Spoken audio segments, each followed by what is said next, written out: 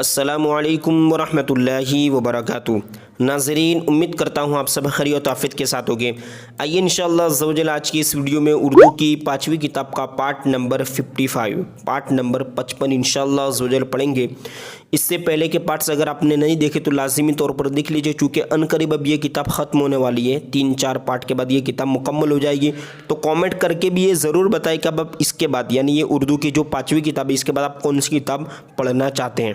इंशाअल्लाह अज़्ज़ा वजल जिस किताब के बारे में ज़्यादा कमेंट्स आएगी इंशाअल्लाह उसको शुरू किया जाएगा। इसके अलावा ये उर्दू की 5वीं किताब ख़त्म होने के बाद भी उर्दू कंटेंट पर आपको वीडियोस हासिल होती रहेगी, तो हमारी चैनल से जुड़े रहिए। तो आइए आज का जो सबक है वो शुरू करते हैं। बिस्मिल्लाहिर्रहमानिर्रहीम।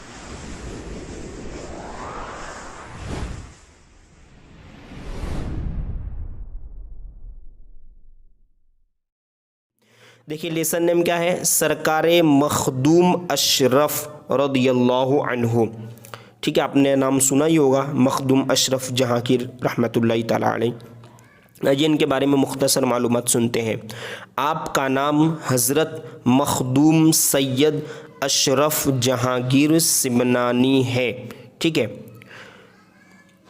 ये पूरा नाम यहाँ पर बताया गया। ईरान के एक मशहूर शहर सिमनान में, ठीक है, ईरान में एक शहर है, वहाँ पर सिमनान नाम का जो शहर है, मशहूर शहर, इसमें आप हिजरी 708 मुताबिक 1308 ईस्वी में पैदा हुए। यानी इंग्लिश तारीखी और उर्दू तारीखी, ठीक है, याद रखने की कोशिश कीजिए।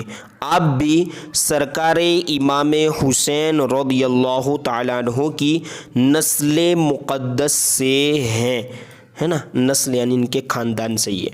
आपके आबाओ अजदाद, देखिए आबा वाव है, दोनों को साथ में मिला के पढ़ेंगे तो क्या होगा, आबाओ अजदाद सिमनान के बादशाह थे। वालिदे गिरामी के इंतकाल के बाद आप तख्ते हुकूमत पर, है ना, यानी हुकूमत के तख्त पर बिठाए गए।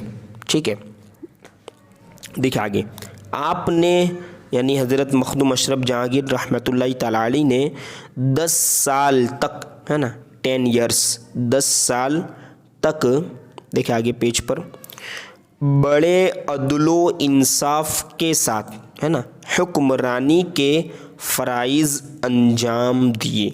यानी हुक्मरानी की आपने अच्छे से, उसके जो भी कानून व क़वानीन पर अमल करते हुए। ठीक है, फिर 773 हिजरी मुताबिक 1232 ईस्वी में आपने हुकूमत छोड़कर, है ना, दुर्वेशी इख्तियार की, यानी दुर्वेशी अपनाना चाहा, इख्तियार की, अपनाई, है ना, और पीर की तलाश में हिंदुस्तान रवाना हुए और पंडवा शरीफ ज़िला, है ना, पंडवा शरीफ में एक ज़िला है मालदा, सूबे बंगाल पहुंचकर हज़रत शेख अलाउद्दीन रदियल्लाहु अन्हु से मुरीद हुए, यानी इनसे बायत की। ठीक है, देखिए आगे, साहिब कमाल तो पहले ही से थे, यानी आप कमालात वाले थे, है ना, मतलब टैलेंटेड थे,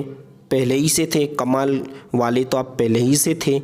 फिर पीर, है ना, पीर मुर्शिद की, यानी पीर मुर्शिद यानी मुर्शिद जो रहनुमा पीर जिनसे मुरीद हुए, मुर्शिद की मज़ीद तालीम ने आपको, है ना, कुंदन सोना बना दिया।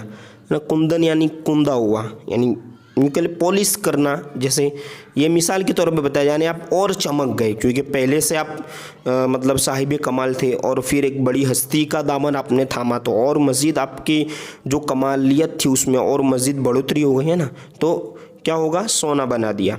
आपने इस्लाम की तबलीग और दीन पाक की खिदमत में बड़ी कोशिश फरमाई। अल्लाह ताला ने आपको करामतों का खजाना अता फरमाया था।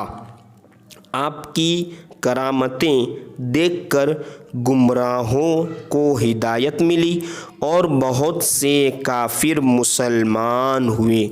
सुभान अल्लाह, माशाअल्लाह, बहुत बेहतरीन करामतें आपने सुनी होगी। ठीक है, देखिए आगे, 28 मुहर्रम हिजरी 708 मुताबिक 26 जुलाई 1405 ईस्वी को आपने किचोछा शरीफ ज़िला फैज़ आबाद में विसाल फरमाया, यानी आपका इंतकाल हुआ है ना। आपकी कब्र मुक़द्दस यानी पाक कब्र कस्बा बसखारी से जुनूब की सिमत यानी तरफ 2 मील के फासले पर है। वैसे अगर आप जाएंगे तो फैज़ाबाद जो ज़िला है, अगर किचोछा शरीफ में जाएंगे ना तो वहाँ पर आपको कोई भी आपको बता देगा मज़ार पाक है ना।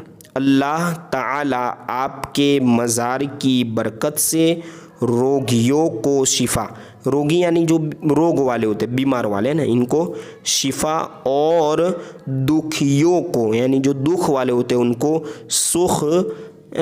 सुख यानी चैन अता फरमाता है। सुभान अल्लाह। बेशक देखा, अब कुछ मश्क है, एक्सरसाइज है, कुछ अल्फाज जैसे मुख्तसर यानी थोड़ा, और चूँकि ये अल्फाज तो आप यहाँ पढ़ लीजिए, लेकिन एक और आपको बात बताना मैं ज़रूरी समझता हूँ कि उर्दू अल्फाज की वीडियो पर भी आप फोकस करें, इंशाल्लाह उसमें भी काफ़ी अच्छी मालूमात बताई जा रही है। 18 जितने पार्ट्स हो चुके हैं, मज़ीद आगे भी पार्ट्स बनाए जाएंगे, तो उन्हें भी देखें ताकि उर्दू का जो अल्फाज का ज़ख़ीरा है आपका, जितना ज़्यादा अल्फाज का ज़ख़ीरा इकट्ठा होगा, इतनी अच्छे से आप उर्दू पढ़ने में मतलब आपके लिए आसानी होगी।